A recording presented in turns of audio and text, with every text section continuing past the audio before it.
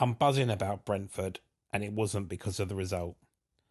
I had the privilege of watching my beloved Reds away at Brentford on Saturday the 18th of January. It was my third visit to the home of the Bees. I wasn't sure I was going to be able to go to the game after a really busy week at work, with 3 days of travel, but I'm managing my IBS symptoms well and taking each day at a time. Being a relatively new stadium, you'd expect accessibility to be pretty good, and I'm glad to say that overall it is. If you've got used to my regular away day blogs, you'll know that I provide a review from a wheelchair user perspective. For anyone new here, I am a mid-40-year-old man and turn into a teenager when I go to watch my beloved Liverpool. I am an electric wheelchair user living with spinal muscular atrophy, and I am supported by two PAs to follow my passion until the day I meet the woman of my dreams and she tells me no more. In the Premier League season 23-24, I attended 34 matches of Liverpool's 38-match league campaign, and I'm on target to do the same this season. My reviews mainly focus on things like parking, toilets, the concourse, and of course the view of the beautiful game. But as I say in my day job, you can create the best physical environment in the world, but if the people that work there don't support this, then it all falls down. And this is where Brentford particularly are smashing it. Connor Bagnall, the Disability Accessibility Officer for Brentford, is one of the leading lights of Premier League clubs who employ Disability Access Liaison or Support Officers or whatever they call them.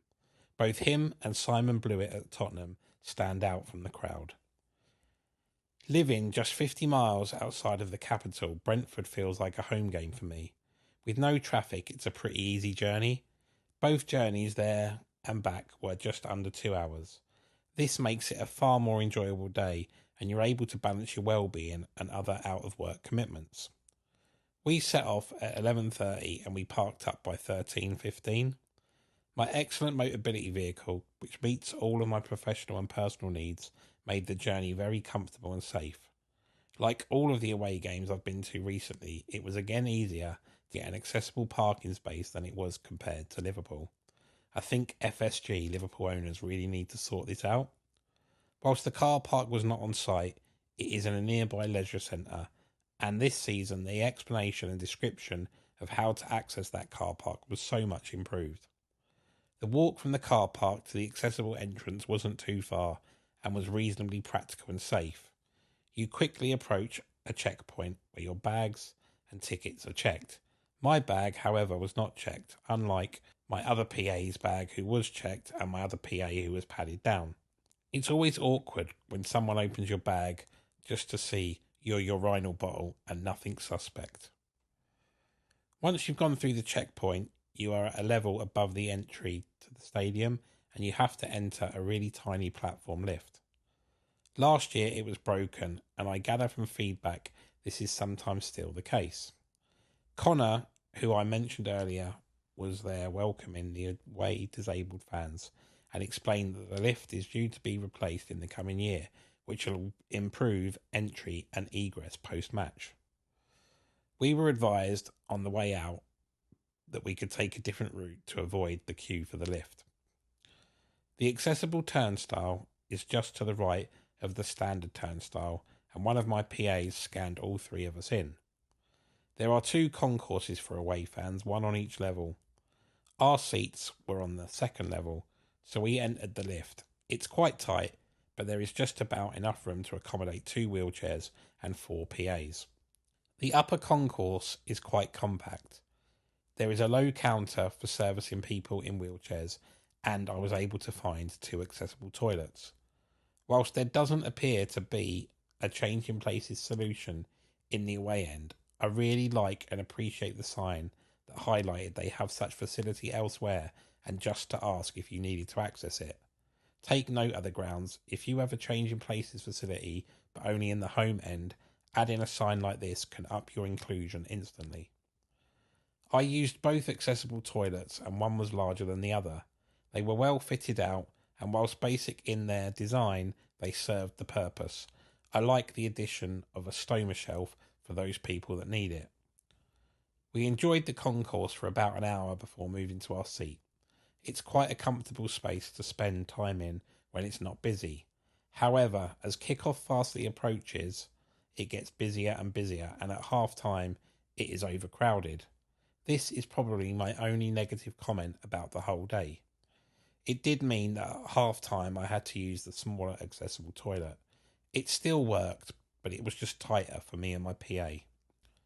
In terms of the view of the beautiful game, this time I selected a ticket that was near the corner flag and on the goal line as opposed to the sideline. This gave me a very decent view, although it was hard to see to the very left. I did have my Permobil chair in its rise feature, but it was really cold and I didn't want it up too high. The game was a nervy affair, but Liverpool scored 2 late goals to stay top of the league. It turned a great accessible day into a brilliant accessible day. When the final whistle went, I stayed for a few minutes to enjoy the atmosphere and let my blood pressure return to normal. A fellow wheelchair using fan with a Permobil wheelchair got into the lift before me and didn't position himself in a way that could accommodate 2 chairs into the lift. Remember, accessibility isn't just about the design, it's about the users being unselfish too. As per the guidance before the match, we avoided the lift on the way out. Because we had hung around for a little while, we did end up heading into a bit of a crowd.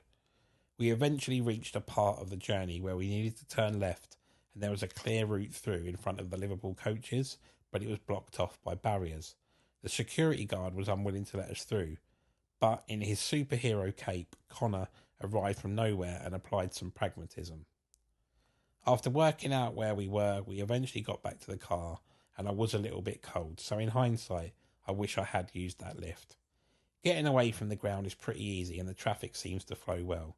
Take note, Spurs and Arsenal. We were home within an hour and 45 minutes, which included a petrol stop where I used the BP app to be independent and pay for my fuel whilst my PA fills up the car. On the journey home, Connor messaged me on LinkedIn. He implied that he thought it was me and welcomed any feedback. Perhaps my blogs are starting to catch the attention of the right people and Connor was just looking out for me. Perhaps we just met by chance. Either way, his service was impeccable. I look forward to returning to the Gtech Stadium next year, and if now, like me, you're humming Get the Gtech Out all day, then you've also got the theme tune in your head.